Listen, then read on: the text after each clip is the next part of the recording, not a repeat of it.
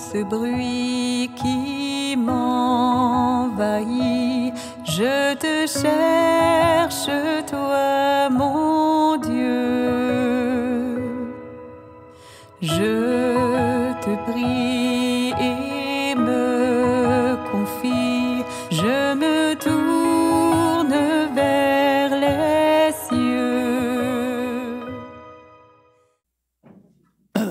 On voit la grande tendresse, hein, l'amour de Dieu pour cette femme qui, de toute évidence, avait péché.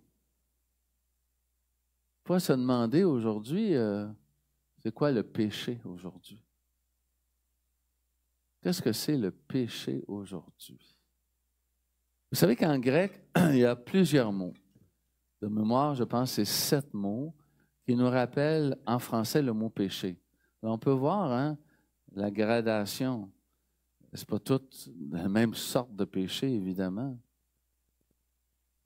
Le péché, pour les premiers chrétiens au début, c'était 4 choses. Péché qui est l'amartia, le péché. 4 choses. Pourriez-vous l'identifier? Question que je vous pose. Pourriez-vous identifier les 4 péchés qui étaient au début du christianisme et qui marquaient les consciences d'une forte culpabilité? Le premier, c'est d'avoir tué. Le deuxième, c'était d'abjurer sa foi, de dire, oui, j'ai connu le Christ, je l'ai suivi avec la communauté, puis je le quitte.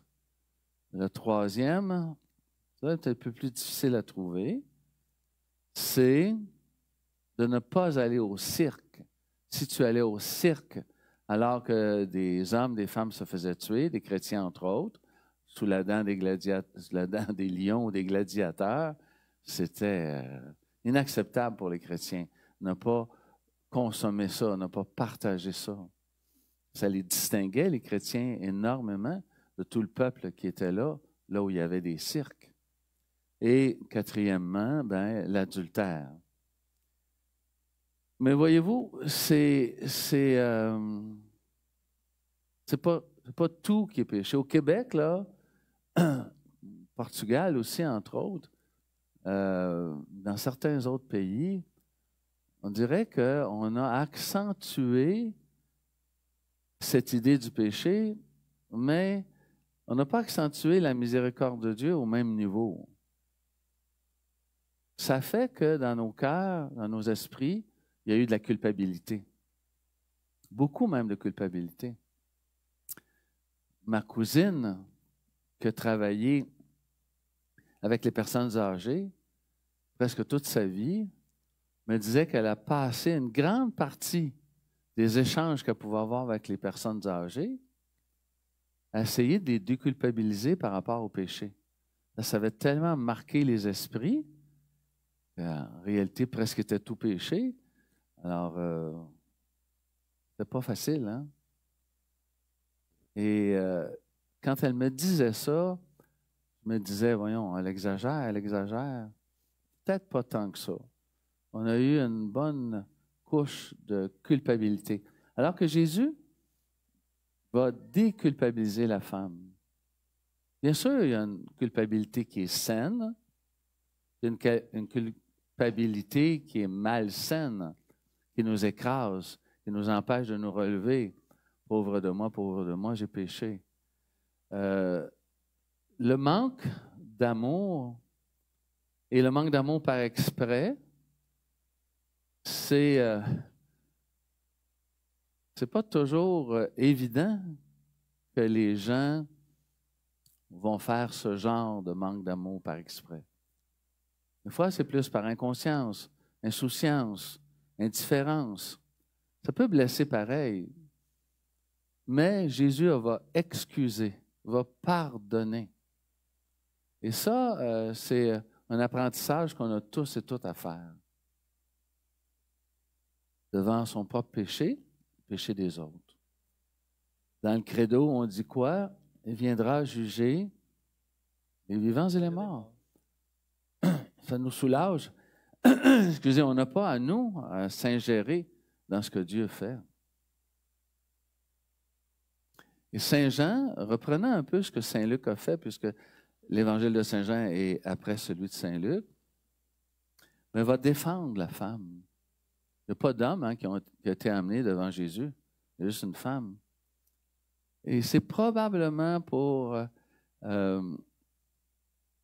que la peine de mort était autant pour les hommes que pour les femmes, mais c'était pour permettre de faire savoir aux gens que Jésus était vraiment du côté des femmes qui, à l'époque, ne comptaient pas pour grand-chose, comme les enfants.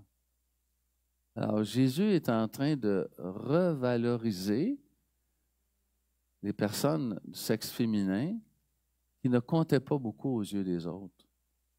Alors, en redressant la femme, elle a probablement été moins courbée. Parce que quand on a le poids du péché, on courbe un peu. Et là, la dignité revient. Personne ne t'a accusé. Personne, là. Quelque chose, là.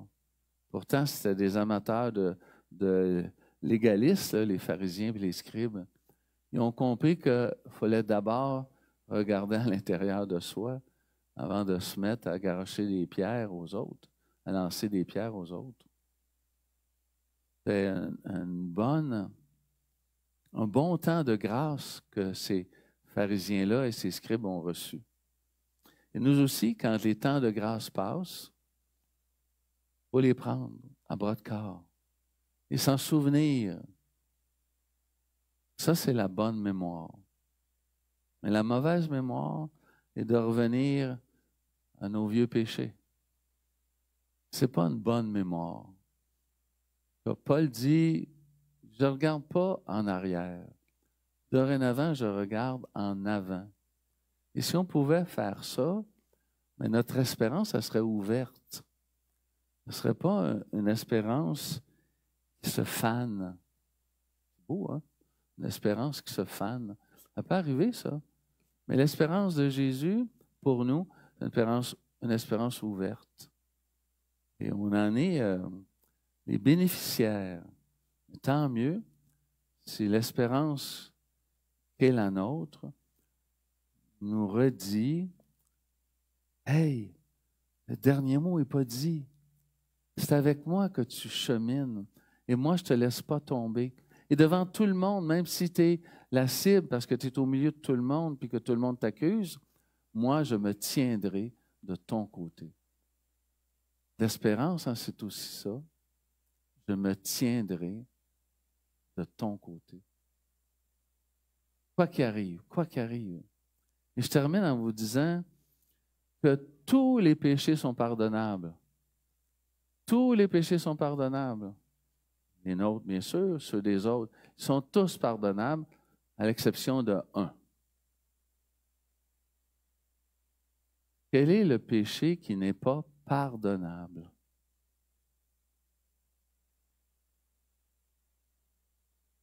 Quel est le péché qui n'est pas pardonnable?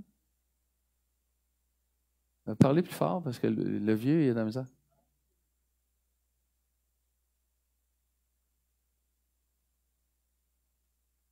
Ouais. On est proche, mais on va préciser. On va préciser. Hein? Le péché sans repentance, ouais, c'est le péché contre l'Esprit Saint. Ce n'est pas de reconnaître que Dieu est aussi l'Esprit Saint. Non, non. Le péché contre l'Esprit Saint, c'est de refuser, tout au long de notre expérience humaine, l'attention que Dieu veut nous porter, son amour et le fait qu'il veut toujours nous relever. Soit par des personnes qu'on rencontre, soit par une parole qui nous est dite, soit par un événement, soit par toutes sortes de réalités. Dieu n'est jamais loin de chacun d'entre nous. Il nous tend toujours la main. Mais si je la refuse, cette main-là, Dieu va respecter mon choix.